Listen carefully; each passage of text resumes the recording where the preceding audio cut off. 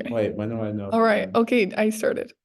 So you start the whole process of the recommendation pipeline with just some data exploration. So we manage the distribution and we see that there's just like a pretty even distribution. Obviously, there's no half ratings, and so it's pretty even. And then I noticed that the minimum amount of ratings was 3,889. And so I thought, oh, we should just keep all of them because there's still a fair amount of ratings for all of them. And there's only 37 products.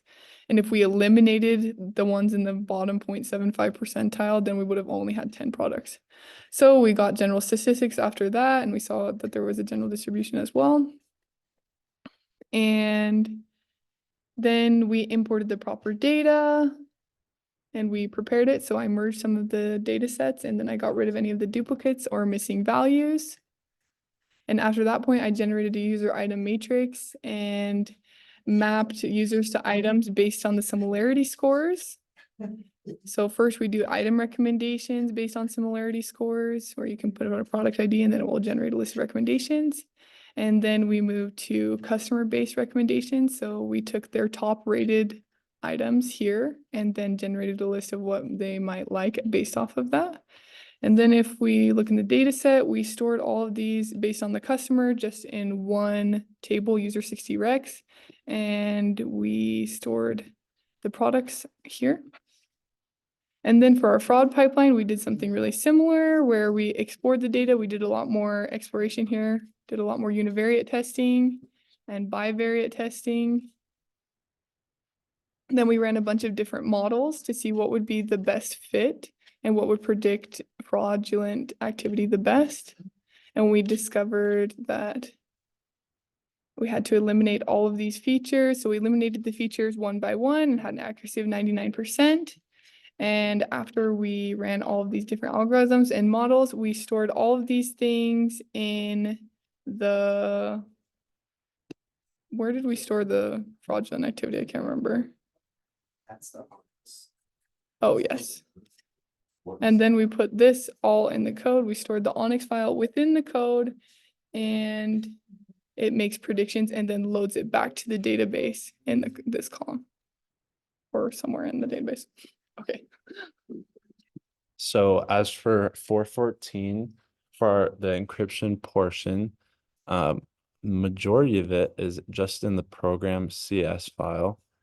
So we pull that up and right away we can see right here our HTTP request pipeline. So this redirects all the HTTP straight to HTTPS. We also have this line of code for the HSTS, so that's enabled when it is deployed. For functionality to authenticate usernames and passwords, we'll just go to the website. Where's the website? Login. So I'll just log in. We already have a member made. Happy. And then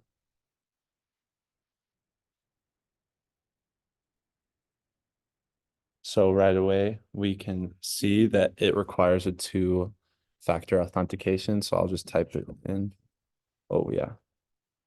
Not lying. 0, 4. Log in. So now we're logged in. And then we can also have our admin login. So we'll log out of here and then we'll sign in as the admin.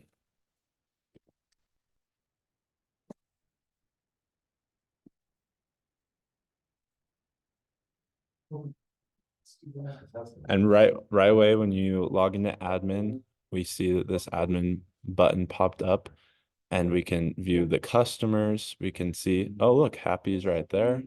We can view the products. We can edit or delete the products if we want. And we can see all the orders that have taken place on our website.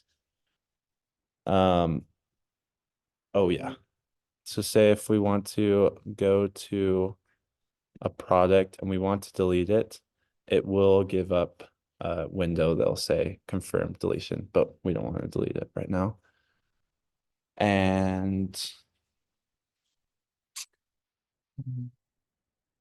oh, yeah, I did show delete. So then we go back, and this is again in our program CS. We did add a content security policy, so it's only allowing the stuff we want. The images are only coming from the websites we allowed it. And enable. Oh, and we are using .NET Secrets manager to store all the usernames and passwords. And then for our extra point, we enabled this down here, I believe. We enabled X content type options, so it prevents MIME sniffing. And it just enhances security. It was super easy, and it was just right here, just enabling it. So that was our extra 1 point. Okay, so for 413, we will run through this website. So we're already logged in as an admin, but I can show you first our homepage. Here's our homepage. It shows us just our products, and we can filter these products by category or by color. So if we want any black and Star Wars, there aren't any of that, but if we do just Star Wars here, then we'll see there are Star Wars. So then we can go back home.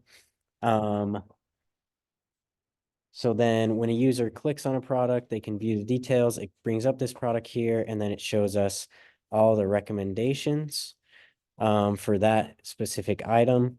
And then they can go back. Privacy, our privacy policy is down here. We have a link where our privacy policy is here. Somebody can come and they can look at all of that. So if we go back here, the About Us, we have an About Aurora page where we can learn a little about Aurora. We caught her in 4K from that video. And then let's show the cart page. So if we go to the cart, say I add the Space Astronaut to bag and the Up House to bag. And if we go in here, we have the Space Astronaut and the Up House in the bag. We can update the quantities, update them there. We can delete one here and delete one there. So that's the cart.